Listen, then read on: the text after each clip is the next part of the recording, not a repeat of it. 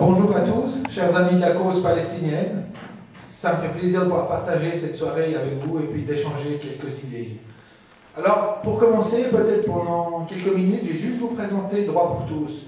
Parce que c'est vrai, c'est une association dont on parle abondamment, un peu à tort et à travers, dans la presse, mais quelle est vraiment cette association?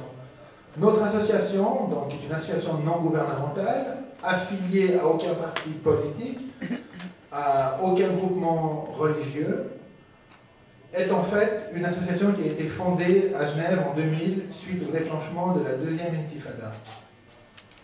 Cette association et ses actions sont essentiellement basées sur une charte que vous pouvez aisément retrouver sur Internet.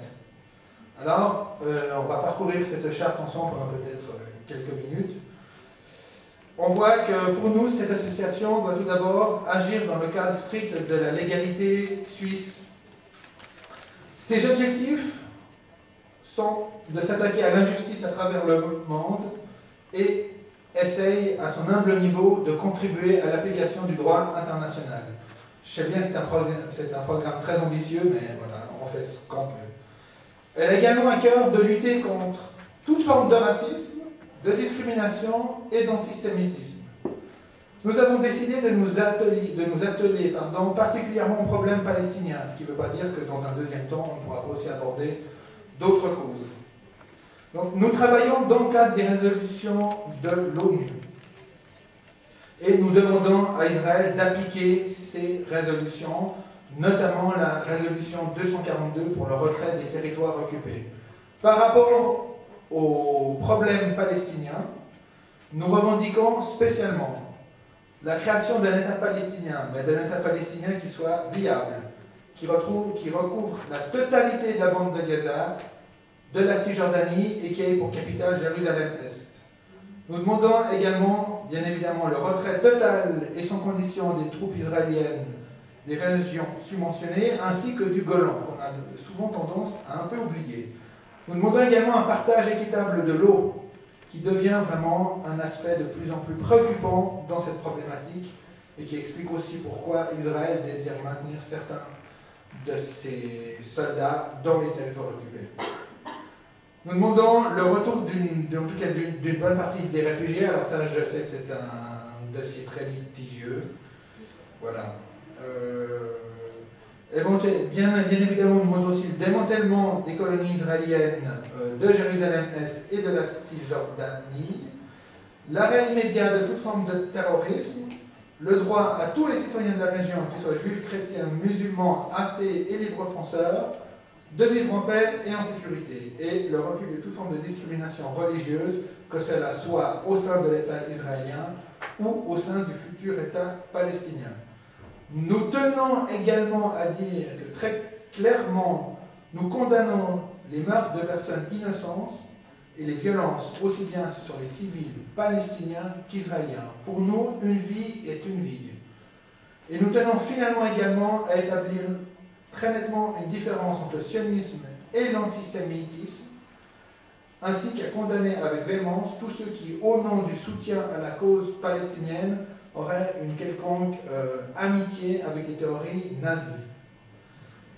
Cette charte, nous l'appliquons à travers principalement trois piliers, qui est celui du dialogue.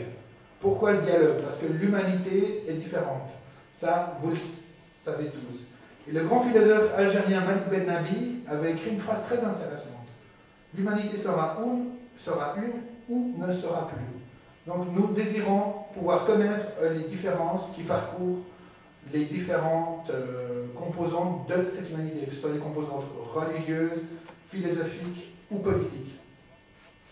Et comme avait dit Antoine de Saint-Exupéry, si tu diffères de moi, mon frère, loin de me léser, tu m'enrichis.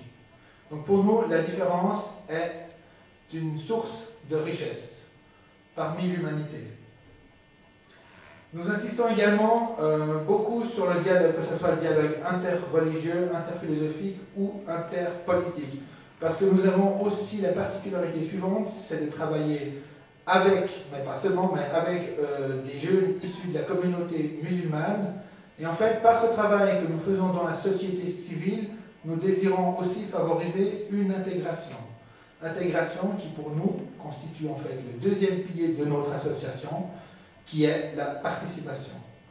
Parce que pour nous, une intégration avant tout réussie, c'est la participation de jeunes issus des quatre coins du monde à des projets politiques, à des projets issus de la société civile et qui concernent des domaines qui peuvent nous préoccuper tous. Et pour finir, nous insistons beaucoup aussi sur l'information. L'information est une donnée qui est plus que cruciale pour comprendre les enjeux des différents conflits et notamment le conflit israélo-palestinien. Voilà en fait les trois piliers de notre association. Alors pour en venir à notre sujet de ce soir, qui est en fait une réflexion sur la nature du sionisme et ses conséquences sur la politique israélienne. Je pense qu'il est nécessaire d'expliquer que dès le départ, il y a eu un grand malentendu entre les tenants de la théorie sioniste et puis finalement, comme on va le voir dans quelques minutes, les victimes de cette même théorie. Pour les uns, c'est-à-dire pour les juifs tenant, soutenant cette théorie, mais c'est bien évidemment pas l'ensemble des juifs, ça il faut être très clair dès le départ, c'était perçu comme un mouvement de libération qui permettrait d'émanciper les juifs des formes de persécution qu'ils ont connues à travers la vicissitude de l'histoire, même si ce n'étaient pas les seuls, par la création d'un foyer national quelque part sur le globe terrestre. Donc pas nécessairement la Palestine, du moins au début. Et puis bien évidemment, lorsque la Palestine est arrivée comme cible principale de ce mouvement, et ben, pour les habitants, les autochtones, parce qu'il y en avait, contrairement à certaines formes de propagande, et ben, c'était plutôt perçu comme quelque chose de spoliateur, de colonisateur, de violent. Donc il faut vraiment bien avoir en tête ce malentendu. Une petite et brève définition du sionisme à travers un personnage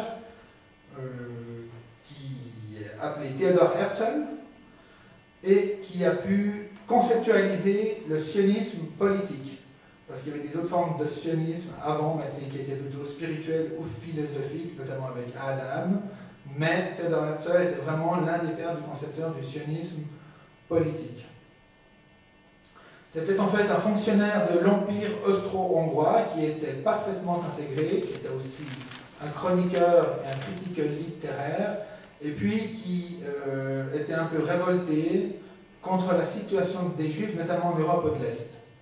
Et donc, il a eu l'idée de donner quelque part dans le monde une patrie pour les Juifs, une patrie qui les mettrait à l'abri d'éventuelles persécutions.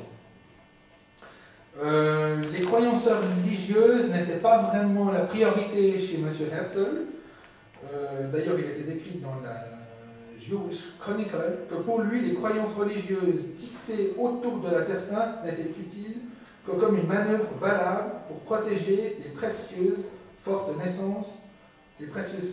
naissantes du nationalisme. En 1896, il a pu publier le véritable manifeste du sionisme intitulé L'État juif. Il est à noter qu'il connut beaucoup de difficultés pour imprimer cet ouvrage, et notamment chez un éditeur juif prénommé Kronbach, qui a refusé de publier cet ouvrage parce que, selon lui, le sionisme était contraire aux intérêts des juifs. Il a également présidé le premier congrès sioniste qui s'est tenu à Bâle en 1897. Ça, c'est aussi important de le savoir. Herzl n'a pas, dans un premier temps, envisagé la Palestine comme futur foyer des Juifs. Par exemple, dans son ouvrage L'État juif, il a aussi envisagé l'Argentine. Et ce qui est intéressant, c'est qu'il s'est insinué dans les différentes rivalités coloniales de l'histoire pour essayer d'obtenir une terre d'une des puissances colonisatrices. Par exemple, il a joué des rivalités entre les Allemands et puis les Anglais.